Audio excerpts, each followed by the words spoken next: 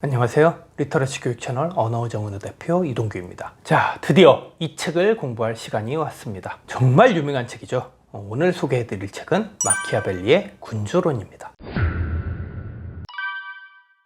이 책은 정치도 일종의 기술이고 테크닉이라는 걸 강조한 거의 최초의 책입니다. 이 책 이전에 고대나 중세에 나온 정치 철학 책들은 대체적으로 정치 이념으로서 윤리나 도덕 같은 걸 강조했어요. 아니면 아예 권위나 무력을 내세워버렸던가요? 그런데 근대라는 새 시대가 되면서 시대 정신도 바뀌기 시작합니다. 우리가 잘 알고 있듯이 근대 정신을 특징짓는 대표 개념이 이성과 합리죠. 제가 예전에 올려드린 영상 10분 만에 끝내는 서양 철학의 역사에서도 말씀드렸죠. 그런데 한편 이성과 합리라는 말을 이 경제적인 측면으로 따져보면 이익과 실리를 추구한다는 말과도 같아요. 말하자면 이 군주론도 그러한 근대 정신의 스멜을 담고 있는 책인 거죠. 정치도 이젠 이성적이고 합리적으로 할 필요가 있다는 겁니다. 이익과 실리를 따질 줄 아는 정치가 이 새 시대인 근대에는 이러한 정치가가 있어야 한다고 마키아벨리는 생각한 거죠. 실제로 학계에서 이 책에 대해 내리는 평가도 그렇습니다. 중세의 기독교 정치를 탈피한 책, 플라톤의 이상론과 공자의 명분론을 벗어던진 정치 철학서. 나중에 현대시대가 되면 이 정치공학이라는 개념도 탄생하는데 사실 이 정치공학이라는 말의 초석도 따지고 보면 이 군주론인 셈이죠. 이게 바로 이 책 군주론이 의미가 있는 이유입니다. 사실 이 책의 주장은 너무도 단순합니다. 그런데 또 한편으론 굉장히 모순적이에요. 이 책을 딱 한 줄로 요약하라면 메타 컨셉은 이렇게 설정하면 됩니다. 지도자라면 모름지기 여우의 간계와 사자의 용맹을 동시에 갖춰야 한다. 이 책에서 중요한 대목들을 꼽자면 이렇습니다. 군주에게는 상황에 따라 유연하게 처신하는 임기응변이 필요하다. 할 수만 있다면 착해져라. 하지만 필요한 때는 얼마든지 사악해져라. 군주의 가장 중요한 임무는 나라를 지키고 번영시키는 것.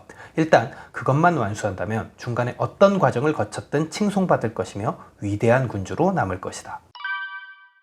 마키아벨리도 나름 똑똑한 사람이었는데 아무 생각 없이 이런 주장을 한 건 아니겠죠. 분명히 이유가 있었을 겁니다. 마키아벨리는 그 이유를 두 가지 측면에서 들이댑니다. 첫째는 대중이 갖는 인식의 한계, 결과지향주의와 이해관계 편향성이고요. 둘째는 당시 마키아벨리가 소속된 도시국가였죠. 이 피렌체가 처한 외교적인 현실 때문이었습니다. 우선 첫 번째 이유부터 말씀드리자면 방금 전에 읽어드렸던 인용문에서도 살짝 드러나 있죠. 대중들, 즉 시민이나 국민들은 결과만 기억한다라는 거예요. 특히 자신들한테 이익을 줬던 결과들만. 마키아벨리가 보기에 역사적으로 위대한 군주들은 모두 반인반수였답니다. 한편으로는 법을 준수하는 선한 인간이기도 했지만 자신의 공동체를 위협하는 주변의 늑대들을 물리치려면 언제든 기꺼이 악한 사자가 될 줄도 아는 군주들, 그리고 자신이 악한 사자였음에도 불구하고 겉으로 보기엔 선한 인간처럼 평가되게끔 지략을 짤 줄 아는 여우들, 바로 그런 군주들이 위대한 군주로 칭송받았다는 거예요. 요즘 말로 치자면 성군처럼 보이도록 언론 플레이나 아니면 이미지 메이킹을 잘하는 그런 폭군, 지배자 같은 지도자겠죠. 하지만 어쨌든 이 사람들은 늘 전쟁에서 이기고 그 결과로 나라를 계속 유지시킬 수가 있었다는 거죠. 그리고 대중들은 바로 그 외관과 결과만을 중시한다는 겁니다. 이게 바로 마키아벨리가 왠지 이중인격자 같은 지도자상을 강조한 첫 번째 이유입니다. 두 번째 이유는 마키아벨리가 피렌체 시민이었기 때문이에요. 그리고 피렌체를 중심으로 한 강력한 통일국을 꿈꿨기 때문입니다. 마키아벨리가 왜 이런 주장을 했는지 이해하려면 당시 이탈리아의 상황을 좀 알 필요가 있는데요. 사실 현재 우리가 알고 있는 이 이탈리아라는 나라는 19세기 말이 되어서야 지금과 같은 모양새가 완성됩니다. 역사학에서 말하는 속칭 통일 이탈리아국이죠. 그럼 마키아벨리가 살던 15세기경의 이탈리아는 어땠냐? 지금처럼 하나의 통일 국가가 아니라 여러 개의 도시 국가가 각자 독립적으로 존재했던 시절이에요. 피렌체도 그저 숱한 도시 국가 중 하나에 불과했습니다. 그런데 15세기 이후가 되면서 피렌체 주변 국가의 정세가 급변합니다. 일단 북쪽의 베네치아는 예나 지금이나 해상무역으로 강력한 도시 국가였고, 밀라노와 롬바르디아 지방에는 프랑스가 침입해서 지배하기 시작합니다. 로마 쪽을 포함한 남부 이탈리아에는 스페인이 세력을 뻗치기 시작했고요. 그리고 16세기 초반에 들어서는 프랑스랑 스페인, 그리고 터키까지 속칭 대군주국으로까지 성장합니다. 한마디로 세계 정세가 바뀌기 시작한 거죠. 중견 내지는 소형 정도의 세력을 갖고 있던 공동체들끼리 균형을 이뤘던 중세시대에서 슬슬 넓은 지역이 하나의 통치권으로 수렴되는 이 상대적으로 큰 규모의 공동체가 탄생하기 시작한 겁니다. 말하자면 근대 국가나 현대 국가의 전신 같은 거죠. 그래서 마키아벨리는 위기의식을 느낍니다. 피렌체의 정치 형태가 지금처럼 메디치 가문이 지배하는 참주제에서 변화하지 않는다면 이 피렌체도 식민지 꼴을 변하지 못할 거라는 거죠. 그래서 마키아벨리는 이 책에서 유독 국가 안보와 군사력을 강조합니다. 안보가 뚫리고 군사력이 약하면 법이고 윤리고 뭐고 다 필요 없다는 거예요. 다른 나라한테 지배받는 주제에 이 기존의 시스템이나 도덕이 존중받을 수 있겠냐는 겁니다. 이게 바로 마키아벨리가 힘도 있고 꾀도 있는 군주가 필요하다며 이 미친놈처럼 주구장창 떠들어댄 이유예요. 피렌체를 중심으로 해서 중부 이탈리아 지역들을 통합한 강대한 통일국가를 하나 만들자는 거죠. 그래야만 베네치아나 프랑스, 아니면 스페인이나 터키 등에 지배받지 않을 수 있다는 겁니다. 우리 마키아벨리에겐 다 계획이 있었던 겁니다. 특히 마키아벨리는 외교관으로 파견됐을 때 체사레 보르자라는 로마냐 공국의 군주를 보면서 엄청나게 많은 영감을 받습니다. 이 인물은 실제 군주론을 집필하게 된 절대적인 모티프가 됩니다. 넷플릭스에도 이 사람을 소재로 다룬 드라마가 있습니다. 더 보르지아라는 미드인데요. 그런데 안타깝게도 시즌3에서 끝나버렸습니다.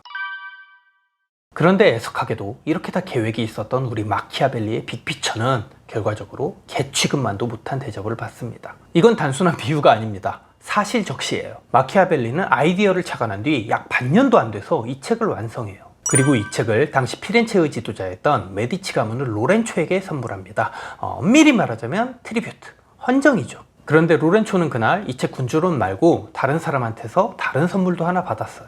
바로 사냥개였습니다. 그리고 사냥개를 보고는 엄청 기뻐한 반면 마키아벨리가 헌정한 책은 거들떠보지도 않았답니다. 피렌체 가문은 마키아벨리가 여전히 공화주의자라고 생각했어요. 그래서 자신들의 정권을 탐탁찮게 생각하는 반동 세력으로 여겼거든요. 설상가상으로 이 책을 피렌체 가문에 헌정했다는 이유로 이제 마키아벨리는 공화주의자들로부터도 의심을 받아요. 참주, 군주한테 아첨하는 간신배라는 거죠. 그래서 정말 이건 불운한 에필로그인데 마키아벨리는 이 이후로 커리어가 영 안 풀리기 시작합니다. 그리고 덩달아 이 책 군주론도 아주 오랜 기간 푸대접을 받고요. 이런 거 보면 역사라는 게 참 아이러니하죠. 당대에는 엄청나게 인기 있던 베스트셀러가 정작 시간이 좀 흐르고 나면 아무도 읽지 않는 책이 되어버리기도 하고, 오히려 당대에는 엄청나게 저평가되었던 이론이나 인물이 후대에는 그 진가를 인정받는 경우가 정말 비일비재하죠. 만약에 사후세계가 있다면 마키아벨리는 그나마 조금 기쁠지도 모르겠습니다. 21세기 들어서는 이탈리아 전국구가 아니라 전 세계권으로 유명한 베스트셀러가 됐으니까요. 물론 다 뒤지고 나서 무슨 소용이 있나 싶긴 하지만.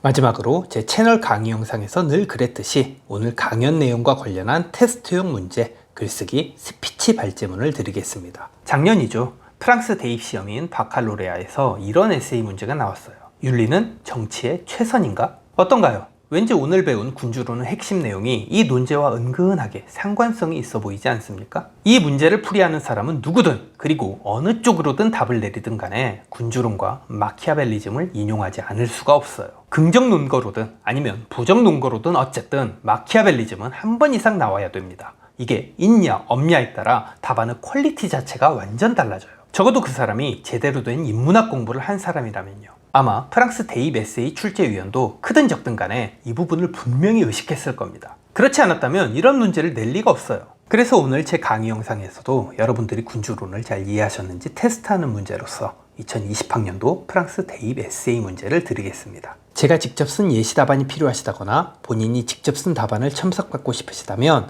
영상 아래쪽 설명란에 적힌 안내사항과 링크를 참조해 주시면 됩니다. 제가 자주 영상에서 말씀드리는 것처럼 유튜브 강의를 보고 듣는 걸로만 끝내는 것보다 직접 글로 쓰고 말로 표현하는 것만큼 머리가 좋아지는 공부법도 없습니다. 부디 여러분들의 그 좋은 머리 썩히지 마시고 꼭 한번 풀어보세요. 그럼 오늘 영상은 여기에서 마치겠습니다. 지금까지 시청해주신 점 감사합니다. 오늘도 여러분들 모두 지적인 하루 보내시길 바랍니다.